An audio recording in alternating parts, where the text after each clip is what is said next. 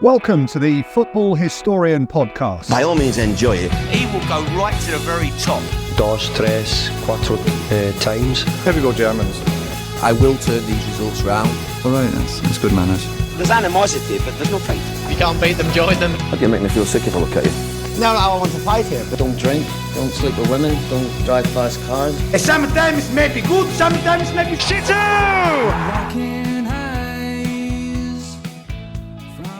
Hello, welcome to the Football Historian Podcast. Today I'm delighted to be joined by Thomas Atkinson. Thank you very much. We're going to go in and have a chat about, we're going to do some debate, football history. Yeah. We've got a new feature today that I want to trial out on you, which is the red card, which I'll go into. Yeah, right, I got that. And then we'll talk about a few other things. But first, just briefly for anyone unaware, they're going to get to know you a lot better. Who are you and why are you here? Which I normally say, but my dad said that was too mean. So just who are you? So I'm Thomas Atkinson. I'm a 21-year-old professional amputee football player from Carlisle, which if you don't know where Carlisle is, like District, Cumbria. I was also a contestant on this year's Big Brother, which quite a lot of people got me like a decent rendition for people like knowing who I was then. But yeah, that's a bit of me. I'd say like I'm a footballer before anything, but obviously people can know me for whether it's for like TikTok, YouTube, a little bit of acting that I've done, and obviously like Big Brother. So yeah, that's me. In a small term. Oh, and obviously I've got one arm and one leg, but that's from a shark, so a separate incident. We'll go into all that in more detail. Looking forward to the shark attack story. So I want to start off with your football side. So amputee football. Yeah. Playing, at what level do you have to play with other amputee footballers? Because I've got a story in that. My dad used to run a footy team, and my brother took over, then I took over. And one day it was like, you know, when you're desperate for players, so wanting to turn up. My brother was like, this lad, whoever met him, want to put him in goal. He comes up and he had one arm and he had the gloves ready for him. He was like, I can't ask him to go in goal. You are a goalkeeper. Yeah, so it's like, how awkward is it when the first person to ask the bloke with one arm to go in goal? Exactly. Like whenever I don't want to go in net, I've got the most perfect. It's like, who asked the one-handed guy to go in net? Like that's the awful idea. You don't want like an absolute like who's that dickhead asking the guy with one arm to go in net? But it's one of them situations of like, especially because I've got an older brother, so like as like a younger brother, you're always just like go in net and let him take shots. And I was probably learned from I was always obsessed with football. So I was always like from like the moment I could walk, I was kicking a football, and then I was obsessed and I was liking like playing in net. I was like playing outfield. So, and I was introduced to like the England pathway, and then at that point, like that's when I realised that if I wanted to play at the highest level, I was going to be a goalkeeper, which was like somewhat like a bit of a niche in the grand scheme of things, because you've got a million players who want to be a striker, thousands of players who want to be a midfielder, so quite a few who want to be a defender, but then there's not as many that want to be a goalkeeper. And obviously if I'm pretty good, then that was probably my pathway into an England squad. And I think as growing up as a kid, anyone wants to play for England and represent the country, sing the national anthem and have your parents watching on. So I've managed to live that dream. Yeah, and as you say, you're 21, so your football career is far from over. But exactly. You're playing for England. Is he captain of Portsmouth? Yeah, I'm captain of Portsmouth. Legia, Warsaw as well. What's the career? How do you go from playing like Sunday league, whatever, up to there? So I originally started at Newcastle, and that's when my first experience with like men's football.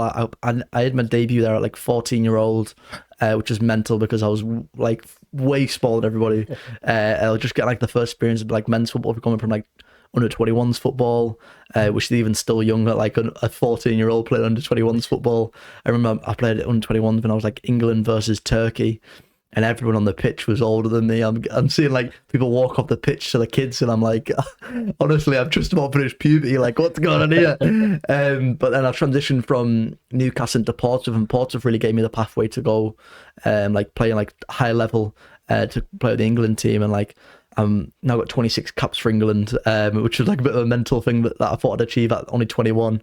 But that's obviously gave me the pathway to go play like professional football in Poland, which I don't do anymore. Like my contract ended over there.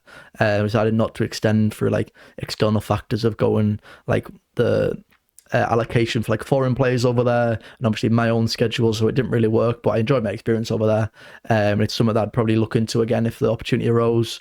But there's so many things in amputee football that I'm lucky that I've already achieved quite a young career, but hopefully there's a whole lot more things that are going to happen in the future, so that I'm not just done my career at 21. Yeah, well, I say that there's obviously a lot to come. I'm not asking you to show me your wages, but what's the money like in amputee football? Is it a full-time job at Legia Warsaw and Portsmouth? So the money abroad's like good, like it is good, and like people it is there living over there. Whereas in England, like the money's not Like literally, I don't earn a penny playing for England, which is mental. I don't earn a penny playing for Portsmouth, which is mad for the fact that these are like, I'm not like toot my own horn. Like I'm trying to be humble as possible. But like I'm, well, one of the top 3 goalkeepers in the whole of the country. Some say Europe by coaches, but I don't earn a penny from playing football. You represent your countries at World Cups and Euros and whatever tournaments, and I've never earned a penny from doing that.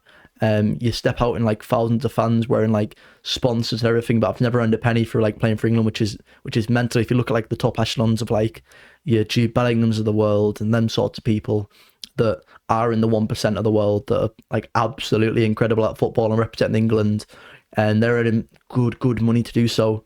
Whereas in my sake, I've never earned a penny for doing so, which is rubbish, because if you look at abroad in like Poland and Turkey and Italy and places like that, they're earning good money to play football. Whereas you look at England, being like one of the most developed countries in the world, they're obsessed with football. Football's the full culture here. So you'd think that we'd still be way ahead of everyone. And if you look at the ability, we're still way ahead of everyone. But in regards to the financial side and the backing of the sport and the funding, it's really not there. So that's why I've had to go abroad to start earning money through the ability, because I don't want to be 40-year-old and then, England's eventually caught up and I might be able to get a small contract in England. Yeah. I was like, I need to go out, and you're only a footballer for 20 years if you're lucky. So I need to kind of make sure it counts while I still can. Yeah, but definitely that will definitely surprise people that you're not earning the money that you certainly deserve to be.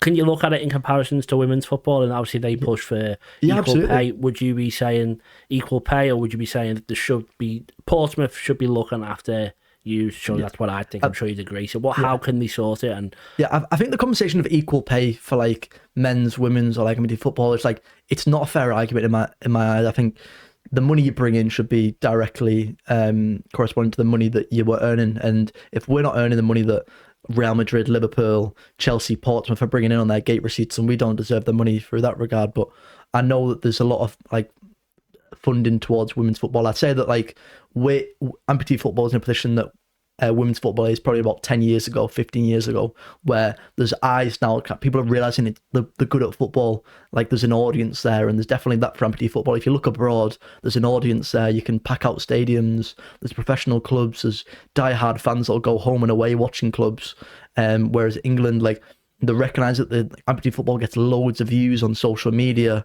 and people will see clips and go like, how is he doing that with one leg? Like, how is he racing past people on crutches? So people understand there's an audience, people are interested to know what's going on, but there's still just not the funding. People aren't aware enough. There's not enough sponsors in the game to be able to allow that. So I can't go here and say like, look, he's earning 200 grand a week playing for Arsenal, I deserve the same, which is completely not fair to say, because the money that they're bringing in for their commercial side or the product that they're offering isn't the same. Hopefully we can get there one day, but I mean, the argument's hard to make at this point because of the external factors. Obviously money rules the world, so that's what the realistic is. Yeah, and then you went into Big Brother, and we'll talk about that more later, but is that part of the reason why you might have went in? That obviously you can be the face of amputee football. You said you're one of the top 3 keepers in Europe. Yeah. Coaches have said, I wouldn't say you feel it yourself. If you are the figurehead and you can make it more public, is that what you're trying to do to get more money into it? Or is it not in like a bad way? Is that just for you and to further yourself? So my idea of going into Big Brother was, as growing up as a kid, I had no one on television that I thought like, you're my role model, because I think as a role model, you could have someone like you can relate with them. They look like you. They've got a similar story. They've got similar things that they've achieved. And I looked on telly and I thought, right, I've got one leg, one arm, and I'm obsessed with football. Who am I going to like? Because I can try see I like Steven Gerrard, who's like, I'm watching I like Liverpool in Premier League. And like if you start looking at similarities, you're pretty much stopping at football. And I can start looking at someone that might have like one leg, and I'm like, we don't have the same aims, we don't have the same sort of stuff. So for me, there was no one I looked up and like been like a role model, because maybe not because they weren't there, but I didn't know who they weren't on the telly, they weren't regular, didn't have followers and stuff like that. So my idea was, if I can potentially be that person, I'm far from perfect. Like I'm 21-year-old. I'm far from like a role model and someone that like should look up to. But I think as a kid, like with a disability or whatever, like growing up, or not even just being an amputee, or just like looking a little bit different to everyone else, and looking for that representation on like national television or Instagram or YouTube, whatever. I wanted to potentially be that person for them kids growing up, because I know for a fine fact that when I was growing up, there was no one that looked like me. So I'm hoping that through the coverage of going on Big Brother and through like doing YouTube events and like my amputee football starting to get more and more views, that potentially, hopefully, when kids are growing up that are looking a little bit different, whether it's having one hand or one leg or autism, Down syndrome, or like just potentially just a slight thing that's like I can't really relate to everyone. Hopefully I can then be the little outlier where I can kind of relate to his story with the fact that the things he's done or the way he looks or the fact that there's a whole lot of people on telly, but you can tell that guy's not the same as them. So that's what my aim was with going on Big Brother. And hopefully I know I haven't achieved it yet, but in the years to come that I can get to that sort of level where people can recognise and go, yeah, that sort of guy is a person I want to be like. Yeah, well, that's boss, and that's definitely admirable. And I think being from Liverpool, people have a similar opinion about Scousers and that. Yeah. I'm not trying to compare this in any way. It's very different. Those are the Scousers with disability. There's a link off here, don't worry. But we've had former guests on. We had Howard Gale, who was the first black player to play for Liverpool. Yeah. We had Ian Byrne on, he's an MP. He's got a very thick Scouse accent. And we had one of our most recent guests was Shamrock, who's a MMA fighter, also from Liverpool.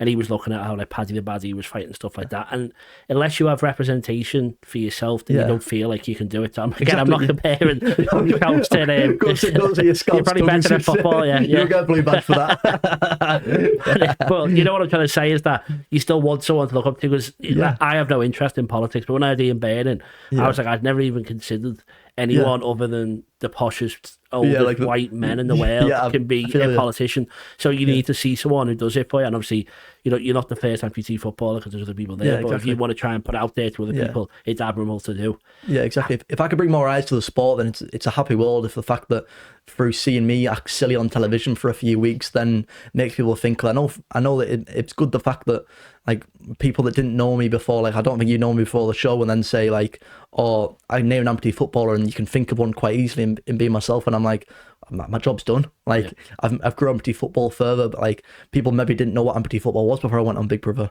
and now they know. Like whether they're gonna go watch it every week, that's not the biggest issue, but the fact that it's got into more people's eyes, people understand what it is. There's a platform, there's a rehabilitation program for someone that might lose one leg, or someone might say, you know what, oh, your kid's been born with one leg, it's not the end of the road, you can still have a footballing journey.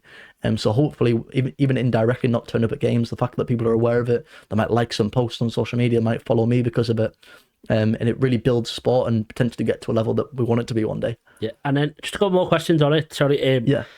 What are the levels of it in the amputee football? And that you've got one hand. Yeah, but I've seen like some of the drills you have more than one hand when you do it. Yeah, and then you obviously you have one leg, but you obviously I can see that you have two legs. You know what I mean? So is there like rules where you're only allowed to have one leg in some games, or is there different leagues, or how's it all categorized? So there's like a broad range. So at international level, which is the highest level, where like you represent like England, Turkey, Ireland, whatever, the strict rules of outfielders have one leg and they play on crutches, so they've got a leg deficiency. Like for example, like I have one leg, so like if I was to take my leg off, I'd have to go around and this one wouldn't touch the ground. I'd only be able to use this leg, and I'd be moving around on crutches. And then as goalkeeper would have just one arm, and that can be amputated, like mine's amputated like the wrist, so it could be amputated like the elbow, shoulder, whatever, but like you'd play with it inside to keep it on like a level playing field, because otherwise if someone lost their arm at a shoulder and I've lost my arm, I get a bit of an advantage on her, so I can't have an advantage on another person with disability. That's getting a bit too far again. But then you've got like some like inclusive sports, which is more like what's a local level, so like you're in the community programs where like it offers people the chance to play with the leg on because they might not be comfortable in going on crutches or don't want to take the leg off because they're still used to like rehabilitation programs. So it offers them a chance to play football again without trying to put them in like a strict professional environment, just getting the love for the game again. Because they might have lost that for like, no one would play grassroots football because they've lost the leg, but they can now play with the prosthetic leg on and play football again. So there's different levels. Obviously, I play at like the top level in regards to like I only worry about the professional side of things. But if you look at like towards like the more local game and the getting people back within the sport that potentially lost the leg or just trying to be active despite the disability, that's where like the sort of thing where it's very inclusive and pan disability would be the sense. But Obviously, I've got both, so I'm a bit knackered, aren't I? Like, I've really fitted the quarter, aren't I? But like, obviously, I'd say I got bit by a shark. I think every person that has one arm or one leg got bit by a shark, which I definitely didn't. I was just born with it, but it's a more interesting story to go. Like, for example, a kid doesn't want to hear, "Oh, I was just born with it." They want to hear the biggest shark was there at the River Mersey, and it took me off my surfboard, which is like what they want to hear, because they're like, "Oh my god!" But obviously, like, I didn't. But I think the people that are, once they get to a higher age, I think, to be fair, actually, no, the amount of times I've went out and told someone I got bit by a shark and they've went like, and I've never spoken to them again. There's probably a fair few people out there that understand that probably didn't get bit by a shark, but that's what I told them on a night out.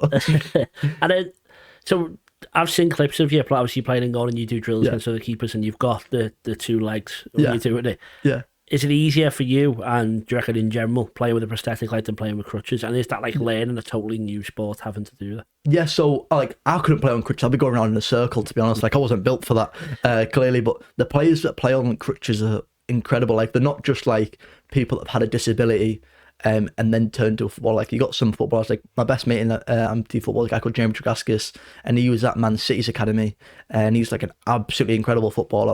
Like I look at that guy and I think, like, unbelievable. Like, you could put him on a pitch with like professional players and he'd just keep up the pace with them. He's got creativity that some players have got. Like, if you got the opportunity to go have a look at what this guy can do with football, and you think like, wow, this guy should be getting paid thousands to be doing what he's doing. But if you look at like the centre, like goalkeepers and outfielders, there's a very much a thing that you want to try compete in the sorts of things that they can do, and as a goalkeeper, especially with like most goalkeepers have 2 legs. Not me, but like I'm the only double amputee to ever represent England, which is something I'm quite proud of, and the fact that I know for a fine fact I didn't look up at anyone looking like me that managed to do what I've done. So like I said, hopefully I can be that person for the people in the next coming. But like, I seen them play a ball and I'm like, fair play, like, fellas, like, I'll leave that on to you. I'm gonna go save your shots and you carry on doing what you're doing. But yeah, fair play to them. Yeah, well, that's amazing. I wasn't aware of that myself, and sorry for not being. But yeah, oh no, that's certainly impressive. And as you say, they're being the trailblazer for that is certainly inspirational. Yeah. However, you are also a Wigan fan, so yeah, I know that's just another disability in itself. Honestly, I didn't want to say that. I thought I opened you up for it, but yeah. So we're going to talk a little bit about Wigan as well. But just first of all, why are you a Wigan fan? You said you're from Cumbria. Well, yeah, I know. I feel like within football, you always take your dad's team, and my dad's side of the family's from Wigan, so I've been unfortunately blessed the fact that Wigan's naturally fell upon me. Obviously, you got like some of your favourite, like obviously you'll forever like your hometown team, like Carlisle. I always want Carlisle to do well, and like. But Wigan's always the one that I'm like, if Carlisle loses, it's not the end of the world. Like, I want my hometown team to do well. I'd rather have them win, because a lot of my mates are Carlisle fans, but Wigan's the one that I'm like, that'll ruin my weekend when they lose. So. Well, and they, like, the last guest we had in, it was James Allen, who was part of the Culturas podcast, who did the Barclaysman. Yeah. And Wigan are like probably one of the peak of Barclays. People remember Barclays football with like Wigan in it, and like West Ham, like with the old badge, like Bolton involved with it, and like we are a Barclays club. Like, footy, we fell off, like, but that's what I was gonna say. So how did you go from the season that you won the FA Cup? It wasn't like all perfect in the league, but for being in a team that was consistently in and around, obviously battling near the bottom-ish, but still near and about. We were never like incredible, like we were never like high and flying, like randomly caught like a Europa League spot. We're never that team, but we were always like the drips and drabs, similar to like Everton State recently. But the fact you look at the potentially getting relegated, we're always one of them clubs that like survival and floating around like between like the maybe like 14th to 17th sort of range. And then obviously the year we won the FA Cup, we somehow, I don't know how we won the FA Cup and got relegated the same season. That is mental. Like, that's borderline unheard of, to know that in fact you can, like, we beat Man City's, Roberto Mancini's Man City on the FA Cup final with all the stars that they could have had, and then couldn't beat a team like Blackburn away. Like, what's going on there? But we rose to a big occasion. We were there for a day and then got relegated the same season. Honestly impressive. And then from there we were bouncing around. Remember, as soon as we, like, the first year we got into the playoffs in the Championship and then lost to QPR. I think I remember Charlie Austin doing that to us, and I was gutted. And then just poor financial management. I think the amount of times we've been in administration felt like I was in a broken cycle of every other year, and like point deduction, not paying wages, owners selling the club, this and that, and then we've eventually fell into being mid-table in League One, which is some fall off from a club that was so forever a Premier League club. So, yeah, not the best time to Wigan fan. And then, so you're 21, so I'm just trying to figure how old were you when they won the FA Cup? I was 9. So 9, 10. I remember watching it with my dad in my back room, and I remember he lifted me up so high that my head hit the ceiling when that Ben Watson goal went in, and it was probably the best moment ever as a Wigan fan. And maybe even a few years later when we beat Man City again, but FA Cup Wigan are different gravy, to be honest. Well, I was just going to say, so it must be annoying that you kind of missed out on the glory years, and then obviously what followed hasn't been great for Wigan fans, as you said. So what do you think needs to happen in order for Wigan to go win the FA Cup again? To be back in the Prem? We've got an incredible academy. Like our academy products are very, very good, and we'll always, as a Wigan, we'll always pride ourselves on our ability to produce good academy players. You look at recent times, you've got Alfie Devine at Tottenham, he's Wigan, Joe Geldart, Wigan, and even the development of certain players. Like you look at some players that have spent the time at Wigan, from like Charlie Hughes just wanted to hold his at Wigan prospect, and there's so many that have went through like Wigan to then go, like even Reece James, his years at Wigan allowed him to then be the player that he became before he kept getting injured. But you look at the fact that we then need to reinvest. We've got a billionaire owner, Mike Danson, who's like a local Wigan. Obviously, he's more of a Wigan Warriors, worried about that aspect of the fact that he owns both clubs within Wigan. But we then should reinvest from our academy into just League One winning players, because we've got the products already. We just need them few stars that can push you into a higher division. And the trust in the academy will eventually get us there, because we produce that many stars. And if we just keep hold of these players, they can propel us. But there's always a revolving door at Wigan between a major academy prospect, a bid comes in for 5 million, gone, see you later. 100k replacement, money in between's just reinvested, and then you're like, it's just a hard time to be a Wigan fan. And then obviously you don't live very close to Wigan. Do you go the game off and I'm a season ticket holder at Wigan. I tried to get to everything. Obviously, I still play, so it's very, very hard to then try to find a weekend where I can go. So it's whether it's like my brother's using my ticket or my dad or whatever, for the fact that they can just go, because obviously if I'm playing in Portsmouth or like when I was playing in Poland, I'm obviously not able to make it to many games, but I'll try to go whenever I can. But like otherwise, I'm always just on flash scores and like looking at our lineups and thinking like, oh dear, please don't get beat again. But does that work? That wish? Nah. Unless it's Bolton, we always beat Bolton. I love it when we beat them. I love it. And then, is there an amputee Wigan team? Is that a dream, or is that just unattainable? I'd love there to be an amputee Wigan team, because I don't care what situation I'd be in. I'd go start the club if I need to. I'd be the main investor if I needed. I'd be paying players 40 quid a game just to play for me. But just to say that I've played for the club that I support, but not yet. Maybe the dream though. Maybe the dream. Well, yeah, you're only 21. You got plenty. Yeah, exactly. If anyone's watching, please, I just want to wear a Wigan shirt, man. And then, what is the best game that you've seen? Is it the FA Cup final, or is there a more recent one maybe? That's a good question. A few years later, we played Man City again at DW in the prime like Will Grigg era, and we beat them again. And this was like at the peak of like Man City's like incredible era under Pep. And Will Grigg raced Kyle Walker home and scored, and that was when we had like Dan Burn and that on our team. That game was like that's when we were like League One as well versus the Premier League champions, and we knocked them out at home. That was incredible. Either that or like we always beat Bolton 4-0, and I love them sort of games, because that's the rivalry. That's like, it's one of the rivalries that don't even get spoke about in English football. Let's talk about the big rivalries, but them clubs hate each other. And it's not much of a rivalry because they haven't beat us in 10 years. So it's a rivalry. But yeah, I love them sorts of games, man. Yeah, well, I've got a mate who's a Bolton fan. I've got a mate who's a I'm Preston sorry fan. about that. I've got a mate who's a Preston fan as well. And you said that area of the world, there's a lot of hatred. Yeah, like Greater Manchester, like Northwest, majorly. And then did you go to that game, the City match? No, I remember watching it on the telly again because it was a midweek and I was still in school. Yeah, well, inconsiderate my parents not sending me to that. I'm guessing they probably thought we were going to get battered, but I mean... Yeah, their fault then. So what's the best game that you've been to, lad? Doesn't have to have been Wigan, it could be any game. Oh, not just Wigan. It probably would be a Wigan Bolton 4-0. 4-zip at their place as well. James McLean. What a player. Controversial name, but what a player. What is the greatest era of football? 2010s is instantly the one that, obviously that's the one I've grew up in, so it's very, very biased of me to say, but I think we're absolutely spoiled in the players that are playing that generation. From your people that are like retiring that early generation towards that, even the players that played all the way throughout it, like your Messi, Ronaldos, and then sort of the players, you got them players that like drop out halfway through, like your Rooney's and stuff like that. But I think that era we are spoiled. You've got potentially one of the best teams ever in Barcelona's side. You've got Ronaldo's Real Madrid. You're spoiled in the AC Milan side, the Liverpool side. You've got so many teams in that 2010s. So for me, 2010 to the 2010s in general would be the greatest era. But obviously that is a biased opinion. I grew up in that era. I think that's everyone's answer first, but the era I grew up in is what everyone likes the most. Yeah, but, exactly. I mean, that's very fair. But I do think that, as you say, the Barclays era, things like late noughties and stuff like mid-10s, I think that will certainly be looked back at. Barclays, And then obviously the ball that they're playing with now in the Premier League, that whole time. The classic Nike ball. Will always be reflected on well.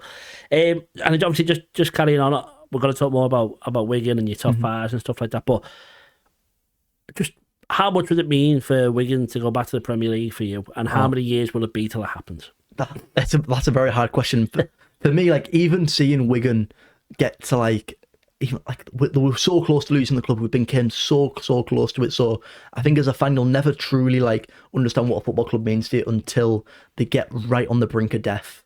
And as a Wigan fan, that comes pretty much every 2-3 years at this point.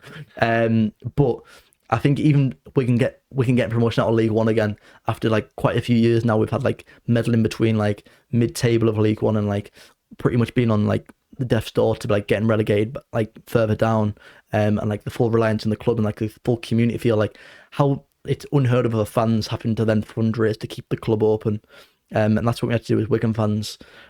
So even getting into Championship would be enough for me. I'd love it.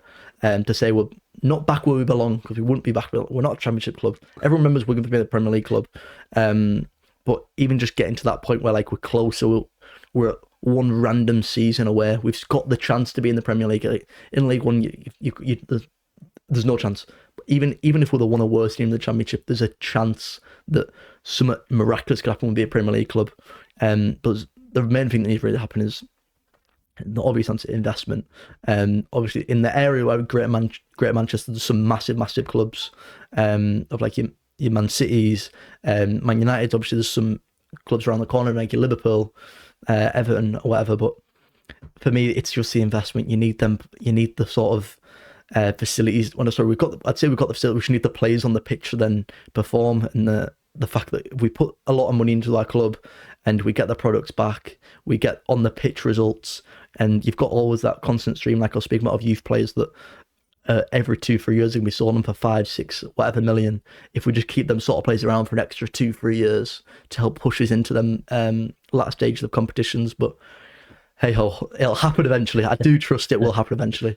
Well, one day, but then let's reflect on the past again. I'm going to go for your top 5 Wigan players of all time, and if you can give us a 5-1, if possible, please. So, I'd say starting at 5. Oh, I'm trying to remember what I put. I think I put Charles Nzogbeer at 5, who for me was our Barclays era. I think I remember everyone knows a bit of a Charles. It's the unknown ballers, streets won't forget the prime Charles Nzogbeer. But who did I put him for? Who did I put him for? I potentially put him for a Hugo Rodallega. That's another Barclays man. 3rd, Reece James. I potentially even put Reece James at 2. Just not through the fact he was there for a year, but best players to pull on a shirt. He was 19 at the time, but please don't take that away from him. That's not me just saying that because he's now sometimes the best right back in the world, or on his day when he randomly turns up. But the time he spent at Wigan, we finished I think 17th or something that year, but he was in the team of the season for a reason because he deserved it. He played in centre defensive midfield that year. So that was 3rd. 2nd, I'm trying to not forget about anyone major here. My number 1, number 2, Nick Powell. If you know Nick, but do you know Nick Powell? You're the second Wigan fan we've had in, he also loved Nick Powell. Did he? I love Nick Powell. He should have never left Wigan. He was Wigan let him train like once a week if we're lucky, because he's always that injury prone. He had the perfect system out that was like, just turn up a few times, knock a few balls around, and then on matches, as long as you turn up, that's all right. And I remember his League One season when like Bradley Dack, him and Bradley Dack were competing to be the best number 10 in the league, and Nick Powell was different gravy. He was Man United for a long while, like an academy prospect, and it just never worked out for him, but it worked out at Wigan. And the number one, the best person I've ever seen pull on a Wigan shirt is Will Grigg. Like, the excitement he brought back to fans. There's no one in League One that has ever finished in the UEFA top 50. Will Grigg came 25th in League One. He had the full country singing Will Grigg's on fire. He's a League One striker from Northern Ireland. What's going on there? Actually, were we even Championship at the time? I think we were maybe Championship at the time. We were a yo-yo club that often. It probably was both. But Will Grigg's the best person. But obviously, all I remember is like James McLean. It's controversial name. I love the fella though. He done absolute work at Wigan. Got some players in there that just absolutely Yannick Wilchuk for like a random year, and I'm saying random names now, but I don't want to bore you with my Wigan lore. But what's a club, bro? Well, as you say, there was the second Wigan fan that we've had in, and he had similar love for. Also, Will Grigg, I think he came third in his. Yeah. I think he was saying he was a League One striker. Yeah. He couldn't. He was nowhere near as good in the Championship, but he was absolutely League One in League One. So, like, obviously, you need those players, and then, like you said, like a Nick Powell, who I think went to Stoke, was it right? Nick Powell, straight after it. I think he did go to Stoke, I think they, like, because I think I did a clip out of him saying it, and they were all like, he's terrible, what are you talking about? But then all the Wigan fans like, no, he's like one of the greatest I've ever seen. Stoke's bollocks for like about 3 years. Yeah, and then, so, like, is it hard when you're a yo-yo club between League One and the Championship to get too attached to players? Because I'm guessing the gulf between quality and League One and the Championship, even when you see the Premier League teams now, time of recording the bottom three of the teams who got promoted. Yeah. So is it hard to find players that you can actually cling on to who are good enough to stay there, but also loyal enough to stay there? Absolutely. Especially in the fact that normally when you get promoted, especially like you get promoted in like emphatic fashion, like sometimes Wigan do when we go up at League One, to then say like, all right, he's going to stay around and like not move on to like a mid-table club in the Championship, whatever. Or like you then try to say like them young players that are like, oh, well, he's done amazing in League One. He's surely got the ability because he's only young to go into the Championship, but then you'll see them struggle. It is quite hard to like say like, oh, like I absolutely love this fella in League One, but he's just not cutting the mustard in the Championship. And you don't want to say, oh, go get a new striker in like just after he's scored 30 goals in the in League One. I'm like, oh, no, just let Will Grigg settle, let Nick Powell stay there, man. But it is hard. Like I do fully agree in the fact that trying to get connected to players that just might not be good enough to cut it at this level, they might miss one too many chances at that level, or they might don't quite have the tactical knowledge, don't have the physical capabilities. But some players do, like Sam Morsey, for example. He was Wigan through and through, and then he took a step to Ipswich when Ipswich were League One with us, but he was Championship League One. He was that yo-yo club, and you'd think, oh, he's just like a League One Championship sort of player. And then he went to Ipswich and he went League One Championship, and now he plays in the Premier League of Ipswich. So then you could say maybe a conversation of, is that really a thing? But I think it's just the tactical systems, and certain players can be very coachable into different styles of play. And if you've got an incredible footballer, it can be an incredible footballer at any level. It's just what tactical system you then put them in. Yeah, and obviously they need to grow with the team as well. So I think the Harry Robinson, it was the other Wigan fan we had in, I think he also put Reece James in, and so I almost feel bad doing it because he was there. Yeah, exactly that. When you can tell someone's that much better, do you reckon that helps other players? And like, obviously they're in League One at the time or the Championship, and you're looking at them and go, he's loads better than us. So does that just like you must just feel a bit deflated that I'm just nowhere near as good as this kid, basically, or do you reckon it lifts everyone else and makes the whole team better? I think you can look at it on two sides of the coin. Like we were in the Championship at the time, and he was. Like it was obvious that he was the best player on the pitch every single game that he went into. He's 19-year-old on loan from Chelsea, and I mean, like people can look at him and say that's what the loan system's for, to bring the players from the top 6 Premier League clubs down to the lower divisions to gain experience and show off quality to then go back to their parent club and perform. But obviously, you can look at players thinking like, listen, I'm 27-year-old. I've played all across the EFL, and this guy's just walked into the team and he's banged in like 10 goals from right back, and like, what's going on here? So you can look at it and feel a bit demoralised. You can look at the fact that, wow, we've now got so like absolute talent on our team. The fact that we can then even gives us another platform to perform. Like people are coming to watch this guy why can't they come to watch me? Why when they come to Wigan, can they not come out remembering my name as well? Yeah. So I think I look at two sides of the coin, the fact that it's another person that brings results to the club. If you really as a player obsessed with playing for the football club, you then say like, oh, this guy's getting us wins. This makes my life easier. I get more win bonuses when this guy's playing. So I think players enjoy it. Like especially as a player myself, that sometimes you're on a team, you can realize this guy gets me wins. I love this bloke. So it doesn't matter whether the guy's 19-year-old or 34 returning to the club as his boyhood club. If this guy gets you wins, he gets your little win bonus extra in the kitty. I'm going to be very, very happy player walking off the pitch when he plays. Yeah, so he must have had a similar impact on goalkeepers in the England team when you came into the first double amputee, and you probably felt a bit gutted that you were taking their place. But we'll go on in the top 5 players of all time now. Again, if you can go 5 to 1, if you've got an order, or if you just want to do any 5, that's fine. Top 5 all time. Obviously, this is like. This would be from like, see, I don't include like Pele in mine because I've never seen the bloke play, so I don't think it's fair to do it. But completely contradicting that fact, I'm putting Maradona in 5th, just through like the fact I've seen these highlights. I've seen a whole lot of players speak about this guy.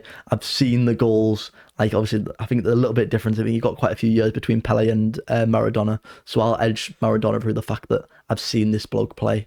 In number 4, who'd I put in number 4? Ronaldinho, for the simple fact of I loved watching play. He was slightly before my era, but still in the era of the fact that I can see what's going on. He was like 90s, 2000s sort of player, like probably the late 2000s, where you can see a whole lot of like the Brazilian flair. You could probably say he had all the tools to be one of the best, probably the best player ever, but he's Brazilian, he loved the party lifestyle, so you could say fair play at the end of the day. 3rd, this is a weird one because this is a player that I studied quite heavily in Johan Cruyff. His like the way that he's changed the game, not just like as a manager, he did it a lot as a manager, but the way he played technically was way ahead of his time. And I know I'm sounding like a melon now, picking players from the olden days, of like the fact that I didn't watch him, but I'd studied this guy so much, and like even hearing him speak about football, his philosophies were like you look at this guy's finger, he would not look out of place in today's game, especially with the reinvention of the 10 in this new style of the Premier League, and I'm absolutely loving that, might I add. So I'd have it number 3, and then 2 Ronaldo, 1 Messi. I grew up as a Ronaldo fan, but I think it's these last 5 years you can't dispute the World Cup, the fact he's still playing into his late years, and just watching Messi, man, like you just love watching it. But I still have forever have a soft spot for Ronaldo, but that's my 5. That's a really good 5. Pick up on Johan Cruyff, what you said there. I think watched the interview, I'm not sure we saw it, Neil Warnock and Pep Guardiola. I think Neil Warnock asked him about Cruyff, and he was saying like, what was he that advanced when he started coaching? And it was like before even the video analysis and all that, Cruyff was still picking apart the other team, telling them what they're going to do, and like all about the shape, how you're doing your patterns of play, and all stuff like that. So first of all, how important do you think Johan Cruyff was to football? And then also, I know you said you mentioned you do analysis as well. So like, how has he impacted me? What you do? I think as a player, if you look at him solely as a player, you look at the fact that he could literally walk through a game and be in the right place at the right time and have the right touch. And like, obviously people remember like the Cruyff term, but that's not what he was synonymous for. In the fact that the guy's sense of football and like IQ is completely off the charts. And I feel like the great natural progression was him to be going to the coaching side of things. And if you look at his time at Barcelona, and the fact that the players he's nurtured through that sense, or even the side that he's just then the managers that he's brought like some he worked on worked with Pep Guardiola at Barcelona. Pep Guardiola would not be the same guy without the Cruyff influence at the start of his career. So I think the sense that he brought, even the video analysis sort of things, that picking apart like certain players in the 0.1%, like at the elite level of football, that they're all that matter. Every single player that goes out on them pitches at the elite levels of the Premier Leagues, Champions Leagues, La Liga, etc., are elite footballers. It's the 0.1% of your tactics, your nutrition, your analysis of your opposition, and he really brought that to the game. I think some managers ahead of him like tweaked it from like I think Arsene Wenger was very vital towards the Premier League, and how he tweaked from like nutrition pre-games and stuff like that, or even Sir Alex Ferguson, like they tweaked it. I think Johan Cruyff was really one of them pioneers that started working at them 0.1%. So I think football really wouldn't be the same without him. And if it would be the same, I think we'd still be years behind of development if it wasn't for him. Yeah, and I'd say he's not someone that always comes up in the top five, but I reckon he's like 7th. Do you know what I mean? I'm not saying you're wrong to put him in your top five. I think that's why he just doesn't get spoken about enough. But if you see, many attribute Guardiola for being why every League Two team tries to play it from the back, never mind the Premier League. So for him to have influenced Guardiola so much, you can obviously span it right back. I think as well, didn't he sacked off Ajax and went to Feyenoord and won the league with them as well. Like, just that spikes the and they still named a stadium after him, so they're just like, honestly, respect for him. So he's like, again, that just shows how good he must have been. So that's your top 5 Wigan, your top 5 all time. And now you can pick Wigan or all time or yourself, but an all time 5-a-side team. Hello everyone, just a really quick message to remind you about our Patreon. From just £1 a month, you can support the podcast, and in return, you get an extra section at the end of each interview where I ask the questions that you send in from home. There's also a monthly quiz where we do stuff like Family Fortunes, Pointless, The Chase, loads of other stuff. Previous guests, new faces, it's always a good laugh, always worth a watch. That comes out every single month. And now, exclusively, there's a new benefit. You get entered into a prize draw for signed items like this. So this is from John Scales. It's a 94 to 96 kit for Liverpool, signed by John, and this is thanks to exclusive private signings who have given us a load of shirts that we're going to give away, one each month. So all you got to do is get over to patreon.com/the Football Historian Podcast. You can win a signed shirt, extra section, a quiz every month. What more do you want? Back the podcast, back the lads. Let's get back to the episode. So I can't. I'll probably throw myself in it. You're allowed to, I wouldn't really. If it was 5-a-side team, 5-a-side's a different game as well. So I'm putting on like the way they play a 5-a-side football. Yep. Neuer in net. Obviously the keeper I grew up watching reinvented the sweeper keeper look. There's a few players done it before, but he was the real guy that popularised it and really was very, very good at it. And he'd kill it at 5-a-side for the way you play out and just obviously mint at saving shots. Defence, I'm going to go with a rogue one. Dani Alves. Loved watching Dani Alves. And I think he'd kill it out 5-a-side as well. I think every 5-a-side team needs that little guy that'll be everywhere on the pitch. He'll be happy to not have the ball. He's a little ratty on the ball. He'll throw plays into walls. I think Dani Alves would do that in my 5-a-side team. I'll have Van Dijk next to him though, because Van Dijk can play a 5-a-side. You go anywhere in that half and he'll just be there. He'll be in and around blocking shots, nullifying any sort of attack, and then we'll play into attack. And then I'm always going to go Messi, because Messi would work in any way of football. It doesn't matter if you're playing 5-a-side, 7-a-side, 2-a-side, 11-a-side, 25-a-side. You'll still notice the fact that Messi's the best player on the pitch, and I think he'd kill it at 5-a-side. And then for pure enjoyment of watching football, I'll go Neymar, just for the simple fact of 5-a-side just about beating a man and getting a shot off. And is there anyone better than that have done it than Neymar? I'd even put Ronaldinho in the conversation of that, but either that or I'd put like someone just like ratty like Suarez, and just like he'll shoulder bag someone off, or like he'll turn up in his full kit to 5-a-side sort of player. So not wrong with that. Yeah. And then you'll have one super sub. Who would it be? Oh, super sub. Oh no. Oh, Busquets. Oh, okay. I absolutely love Busquets, and I'll get onto that later. I'll even swap out Neymar for Busquets. Obviously, a completely different change of a player. But that guy would kill it at 5-a-side. He wouldn't need to move. Yeah. He literally wouldn't need to move. He'd stand in the middle of the pitch and dictate the full play. But literally, I'm pretty much like a Busquets enthusiast of how good that guy is at football. And I remember one quote of like seeing Busquets and saying it was if you watch the full game you won't see Busquets, but if you watch Busquets you'll see the full game for the way he floats around and his IQ. He's constantly scanning. His first touch is incredible. So that guy, unbelievable player. Just throw him anywhere and he'll do well. Well, I'll go straight into it then. The most underrated player of all time. Yeah, Sergio Busquets. He's the best 6 ever. People speak about Spanish midfielders and they'll instantly think of Iniesta, Xavi Alonso, David Silva, them sort of players, and they won't mention Sergio Busquets, who is the best 6 ever, in my opinion. he was never physically the best player on the pitch. He was always tall. He's always had some strength, but he's never ever had the pace.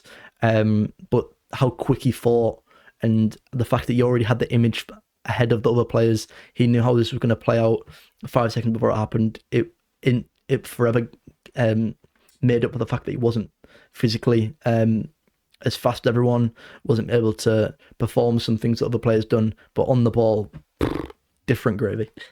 Yeah, very good player. And you can even see what he's doing now in Messi's retirement club. They're just having a great time. All old mates, but still, how great he was, and even playing for Spain still recently and all that. He's he's an unbelievable player. Put him perfectly between the midfield and defence, pick up the ball for centre back and just go whiz a pass somewhere else, or do a little tight turn around the corner and play another pass, because he doesn't need me to look, because he knows exactly how a player's going to go. I think it's that position though, as well. You say defensive mid, you never realise you've got the right one till they're injured, or so you exactly that. And like you can look like City's City side with like the lack of Rodri, and I think if you didn't have Busquets in that like era of Barcelona football, you'd severely notice, and it would have limited the fact that the things that their players can do on the other end of the pitch of like your Neymars, or even like your David Villa's sort of era of Barcelona.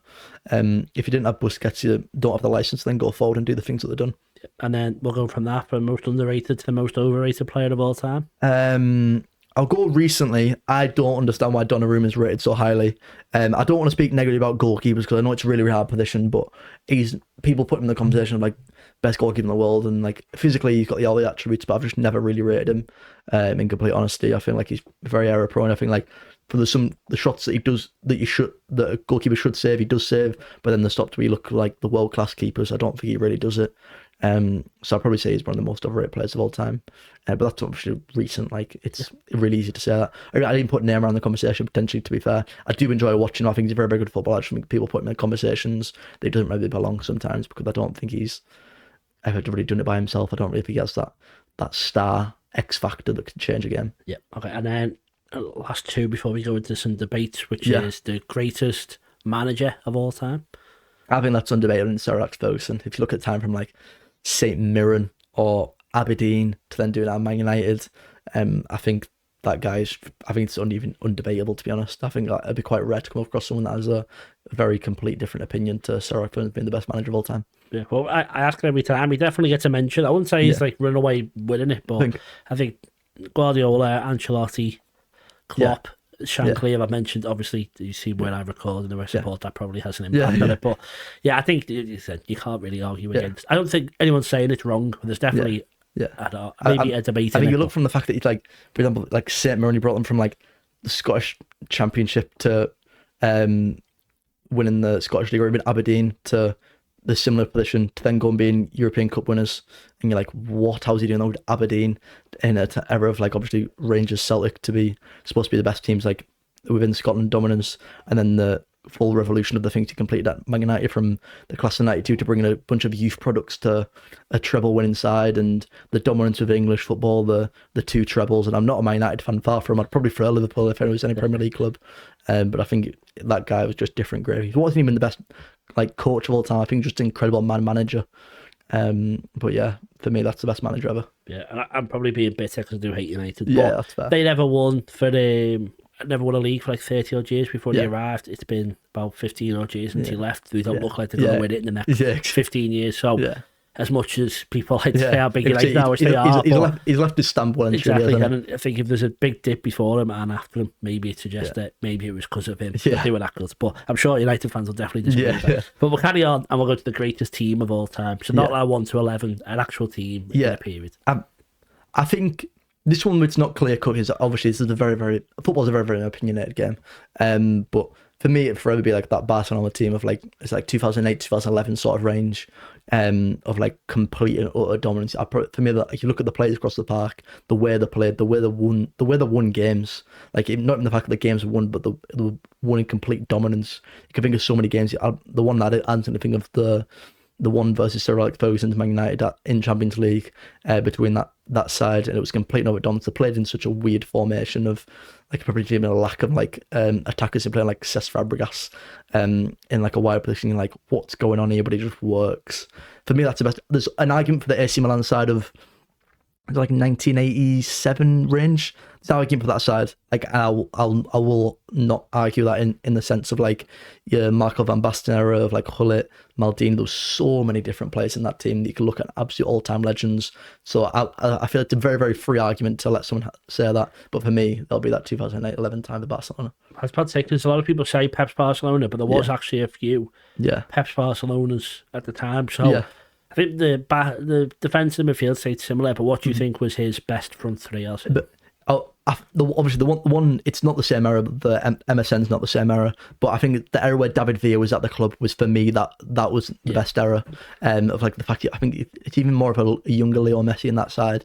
But I think the lineup was, if I remember correctly, would be Messi Villa Pedro, and it was that sort of era because I think the sense of David Villa being that sole number 9 was just it was an unbelievable team, that one. And then for them, the Spain team that kind of came off it, and they just like sprinkled a few Real Madrid players in it to make it a bit better. 2012 World Cup win in Spain side, which, if I remember right, was just, I think the lineup that they won that one versus Netherlands in the final was, I think it was like 6 midfielders on the pitch.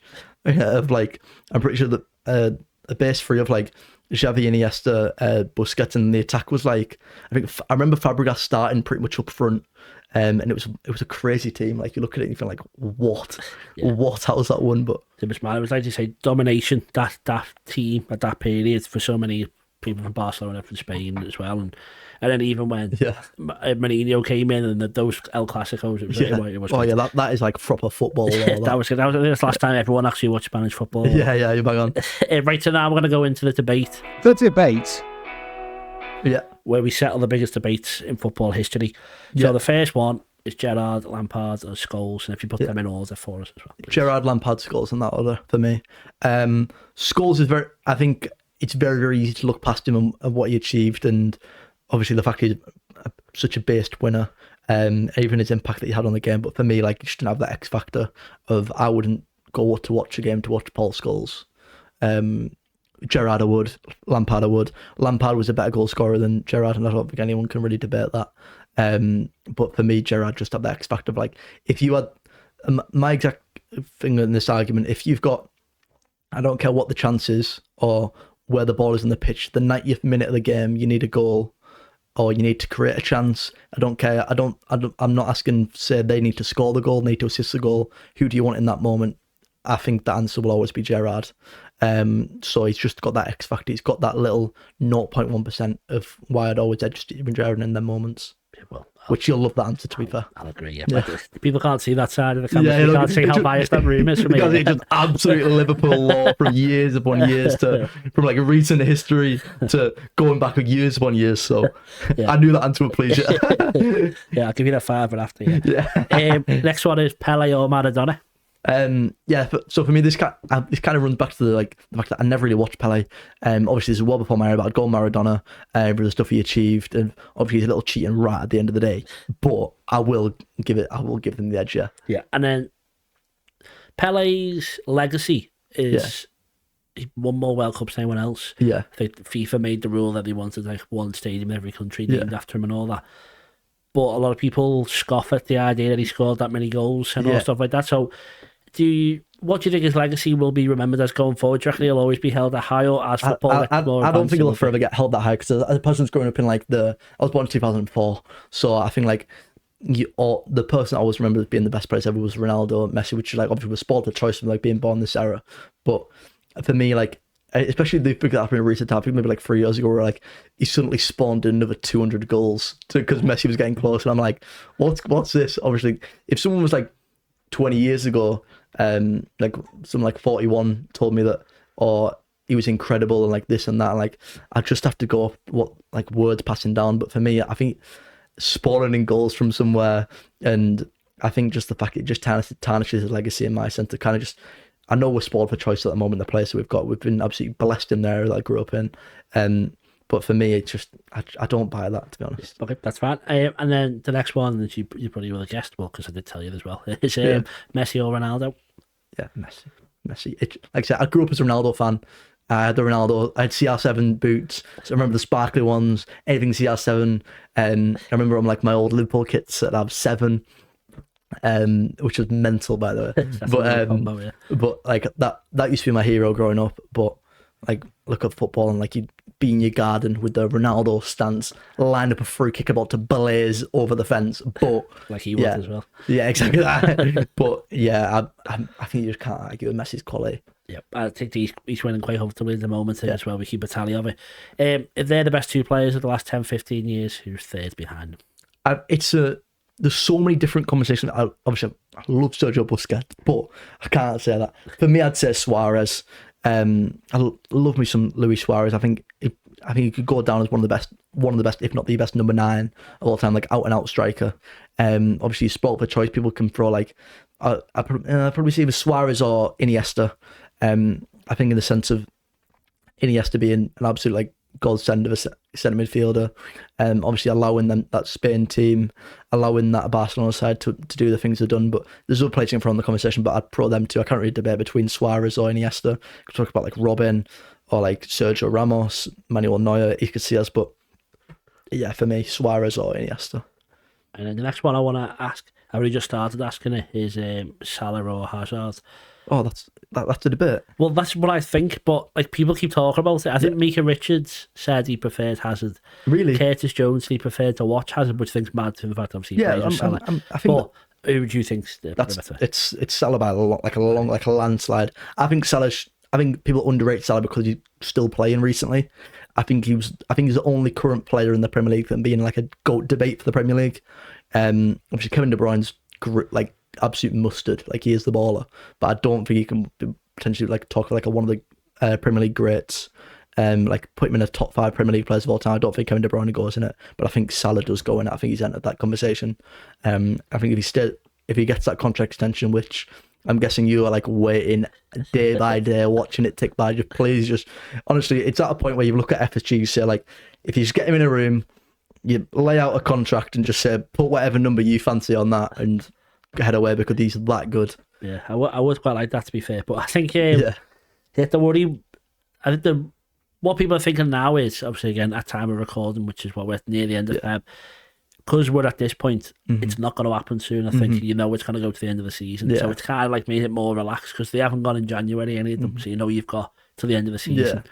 We are also doing quite well in the league, so everyone's feeling quite positive about that. Yeah. I think if we do get it over the line early enough, and then like you edging towards the last game of the season, I think people will just want to know, like, is this going to be the last time I see Van Dijk, Salah, Trent? You want to know what's going on. But like, I think a weird thing that I can then like speak on the fact, like, obviously I play, of like, especially in the like professional football, footballers know the contract year. So like if my contract runs out in 2025, I know that season I've got to be the mustard. And you'll see it in a lot of players. Like I think Rashford's a very, very good example of your contract year, you are incredible, and then you'll get the contract and some players relax. Of like you'll work so incredibly hard and then you'll get rewarded by like a fat contract. And then that then wouldn't, not saying Salah would be the sense, and I'm really not saying this is just because he's been doing it for the past like 4 or 5 years, whatever, and if even longer, of performing at this sort of level. But like players perform so heavily in this last contract year, and then when they got the contract, they're not always the best of the year after, which you'll see sometimes. You'll see it in the few players that you'll find, and you're like, that's a perfect example. Like I think Rashford's a good example of like how good he was in the year his contract's going to expire, and then he gets his contract and he changes. But I think it's a weird thing that like, players do think about it. Yeah. Well, and then if we're on this topic, 2 other scenarios I'll show you then is that you're Trent Alexander-Arnold, you're playing for your team, so you're playing in goal for Wigan. Yeah. You've won everything. Yeah. You're vice captain, set to be captain in a couple of years, and on course to probably win the league this season. Yeah. But Real Madrid have come in for you. Yeah. Would you think, I've won everything here, let's go and have the journey, or would you stay and I think Trent's, the thing in Trent's head, I don't think he's thinking like that. I think Trent wants to be David Beckham. I think he wants to have like a big brand.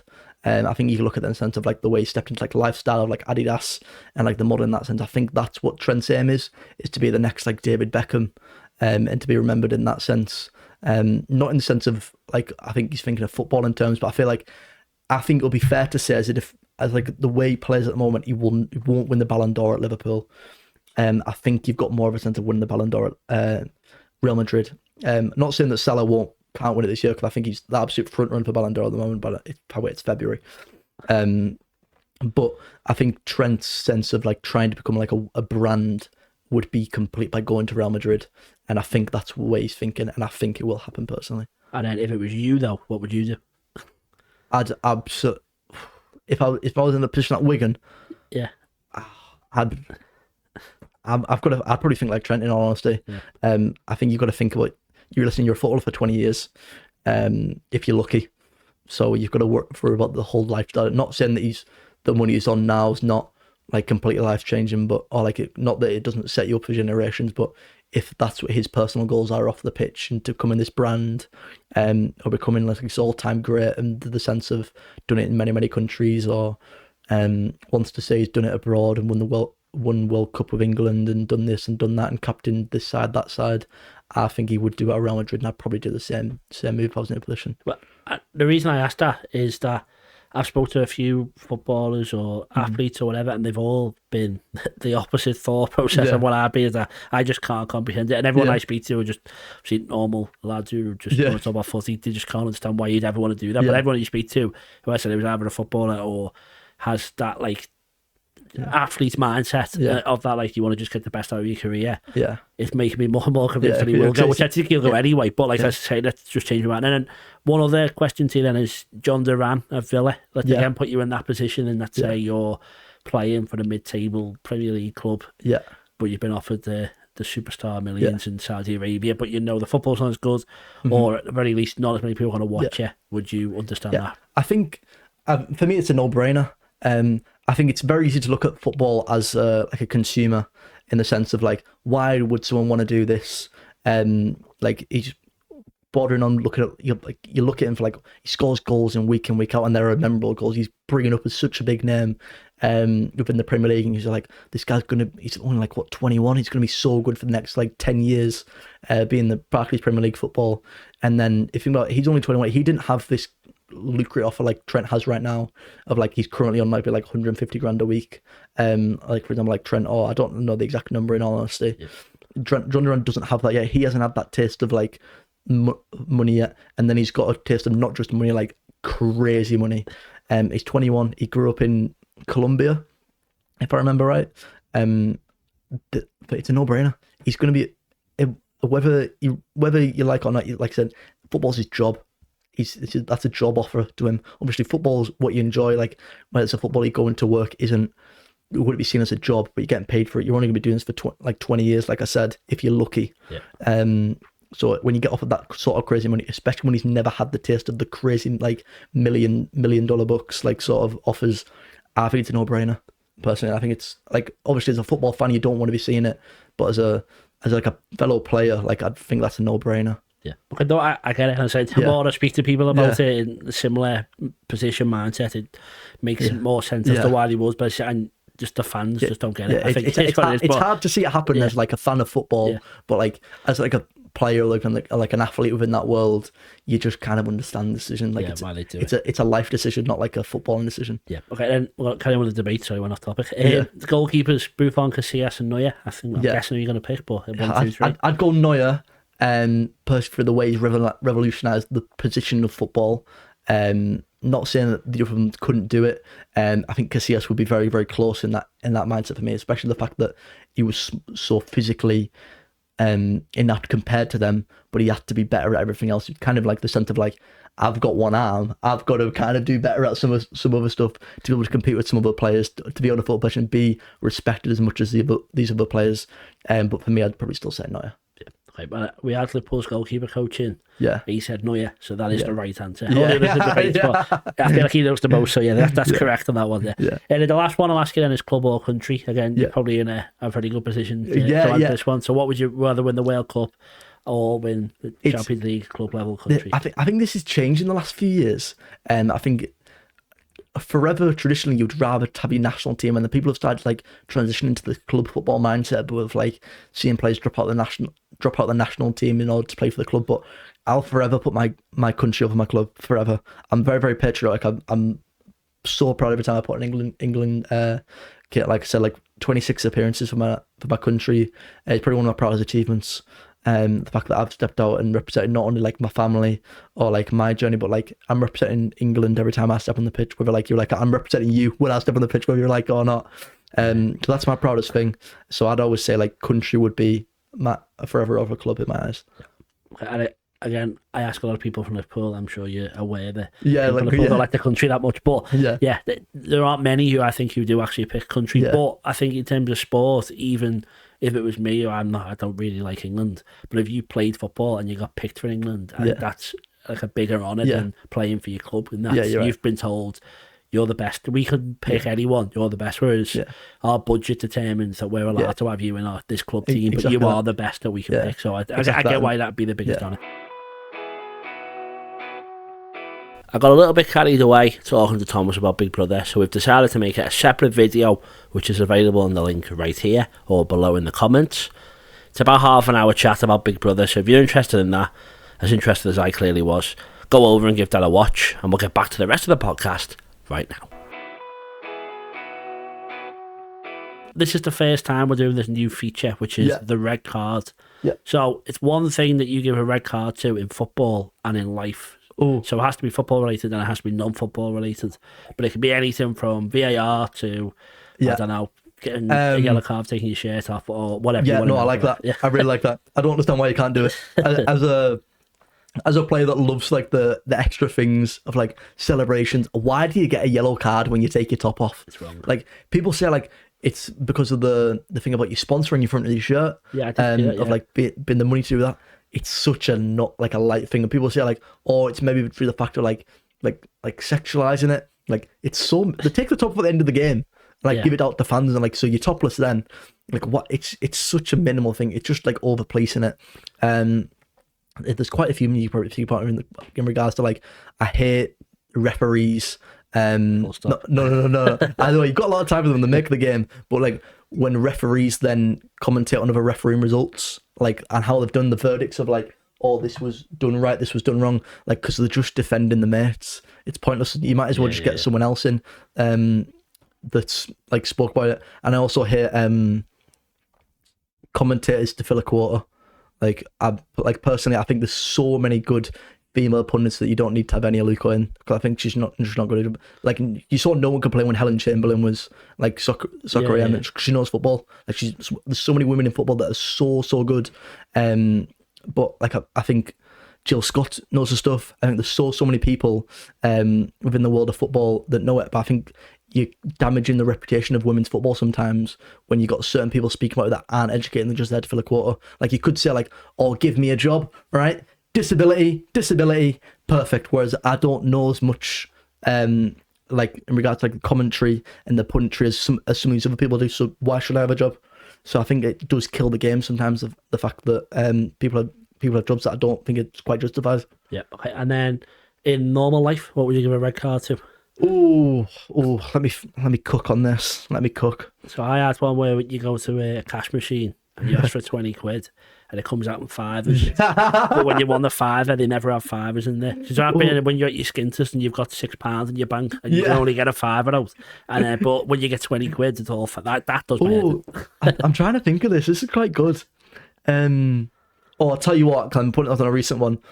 You know, I don't know if you can relate because it's a very like niche one of, you know, when you're taking like hand luggage away on like a thing, and like for me, I was absolutely fuming. I've just came back from Copenhagen with my girlfriend and my wheel was out of the EasyJet thing, and like, you know, your hand luggage got to fit inside a certain thing, a wheel, and I got to pay 96 quid. Are you joking? Like it was the wheel, and like these people, that's like an absolute job's worth. Oh, you know what? I'm changing my answer to them. Parking wardens. Like I thought of job's worths, and then it's like literally just the car park grass. Like that's all it is. Like when I put my meter an extra 15 minutes from when I actually parked, does that affect your day? Like, actually, does it affect your day? Do you get commission on these? You're just a grass. Car parking wardens can get to fucking 2025 in my eyes. They're getting the red cards, but perfect. And then I want to ask you about your analysis side of it. So you said you don't get paid for the football you play in England. You've obviously played in Poland. You're open to that again. There's a 20-year career. Yeah. Are you looking at the analyst side as something to do after football? And would it be able-bodied and people with disabilities, or do you just want to try and do what you're doing better? I'm obsessed with football. I'm absolutely obsessed with football. From like the general playing sense of like what it takes to be a player, from like the physical like demands on the body, the training takes on like what the training is, or then the sense of like analysing your stuff on the pitch, like the 0.1%. I think once you've got the ability and you can see someone's got the ability, it's then like just then tune into being the perfect player that you need it for an environment. And I'm like, I really, really love analysing football, and I love sitting down and like explaining why are they doing something, why are they moving to there, why are they taking the throw into there, or why is a free kick being set up like this in certain situations. It's something that would be interesting. Like I've done, I got like a recent offer like in regards to like to do punditry, with like a local radio station, like my like local team, just for like I really love speaking about football. Like obviously like I've got like a semi platform from thing, but obviously I don't really have a platform about like known from speaking of football, which I probably could do a whole lot more content about like analysis of football and like certain situations, just from like I've got very much like a football brain of like the whole world revolves around it. Like I'll study the game, and like it's just like my job. Obviously I'm not getting paid for it at the moment, but like I'll study like everything that's going on inside of football and why stuff going on and what it takes to get to these certain levels. But hopefully in the future I can get a job that revolves around like knowledge of football in that sort of sense. Yeah, because we've had Josh from Distance Covered, and he does a thing for like, he does like pro stuff, but his is all like statistical based, and he's got like his own Substack, does an article, podcast, stuff like that, and obviously that's his way into it. And then I think it'd be not the last guest before that we had on was Thomas Gronemark. I still can't say his name, but he was the throwing coach at Liverpool. So like he's gone into the very niche world of throwing. 0.01%. Well, I said that to him, and he said that's wrong. It's about 30%. But watch the episode, you can see he shouts at me for saying that. But is that something maybe you would look into, and that maybe find in the small area? Because I think he said as well, there's a substitution coach now at MK Dons and stuff like that. So there are like very small things. Would you do that, or would you look for like just a more general? I think like obviously I'm qualified in like my coaching badges, and like I've got my own like personal badges, been like personal like performance coaching for like the way you're playing, and like why you're doing stuff, of like even just like the ability to like drive and passes and like the slight turns, and like I really like players to have an understanding of like not only like what am I doing in this situation, but why am I doing it? Why am I doing like a cross-body pass? Why am I opening up the hips when I make my touch, just so I can see the side of the pitch that I'm playing on the side of? Why am I a left-footed centre-back? Why is that so valuable? Why is that like then an option to my team? Or like even like the analysis of like the new number 10 within football. Like I'm seeing this recently with the fact that in the past few years you can speak about like the Pep Guardiola side of like so systematic football, of like this rigid system of like you know exactly what's going to go on. It's so like not direct, but so strict in the fact like this is what your player role is, and then like the strict midfield, and then like I love like the new development the number 10's brought back. Like the number 10 was lost for many years, and like you think of certain players of like if Ozil was in a few different like eras ago, and you think he would have the movement, but you're coming back into it now and it's happening again. Look at like the success of like Cole Palmer, or like even like Bellingham's being deployed as like a number 10. The number 10's coming back. It's bringing like the creative side. Like if you look at the Real Madrid side, if you look, have you been watching the Real Madrid side recently? Yeah. It's not tactical, like complete, this is how we're going to play. You've put 11 incredibly talented players on and just let them play football. Like talent will always win. It will, and it's coming back. And I love the fact that coaches are kind of being less strict on how, and just letting players, you know what, you've got ability, just go change the game in an instant, and that's what's happening again. And it's football's healing is what I'd describe it as, instead of this systematical approach where drilling players into being a sense of this is how a right back in my system must perform. If you look at Arne Slot's system, this is, you know what, let me just alter this a little bit, go have the freedom, go win a Premier League.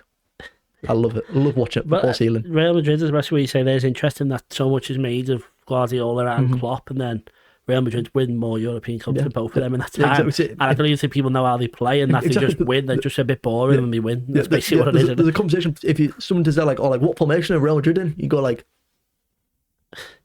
midfielder, right back, left back, midfielder. You're like, I don't even know what the system to call this, but it just goes and works because you've got talented players.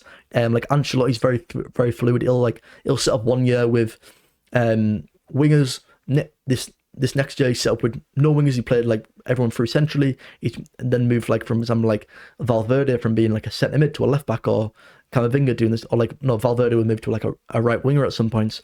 Camavinga moved from a centre mid to a left back. Like it was just so fluid when his system was like, let me just put my talented players on the pitch and let me just alter my system a little bit to allow them to be on the pitch at the same time in some form of system, and just go out and win games. And I think if you look at like even the grassroots level, you just say like, oh, let me just get the best players on and just go win me a game. That's what Real Madrid are doing right now. Let me put my most talented 11 players on and just go win a game of football. Bravo. Yeah, we do quite a lot as well, don't they, to be fair to them. Yeah, I know. I mean, like, if it's not a broke system, don't change it. Yeah. So what is it that you're doing now, and what are you doing next? Yeah, so at the moment, I'm very much just exploring a lot of options. I've got a modelling side of things that I'm doing at the moment. I'm very much exploring the social media side of things.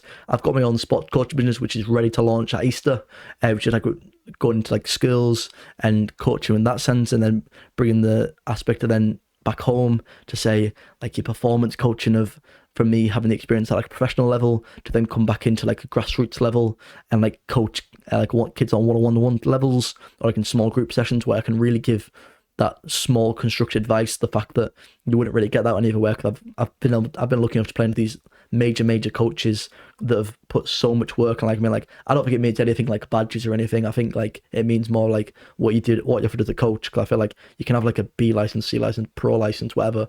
It doesn't mean anything unless you're actually a good coach. Because football isn't done with a certificate. You're doing it through being a coach and like knowing the game. That's why I think I'll always have a bit of a love for a coach that's played as well. Like I'll always love that. And like a Cruyff, like a Zidane that's done that.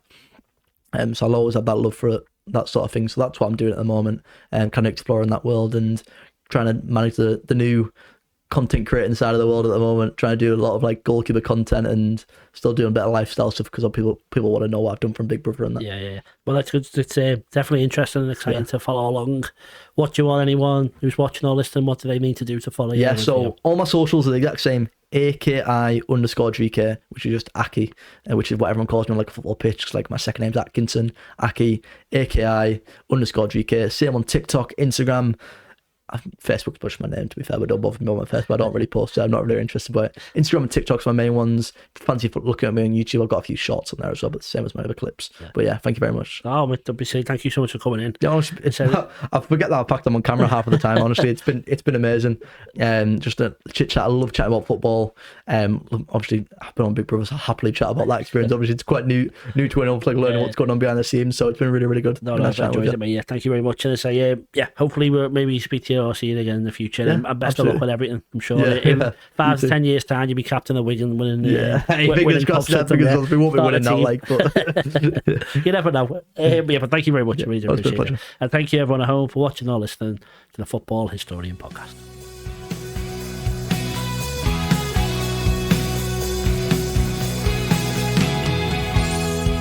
Locking eyes from across the room, heart is pounding. What have I have to lose? This kind of feeling tends to blur your sight.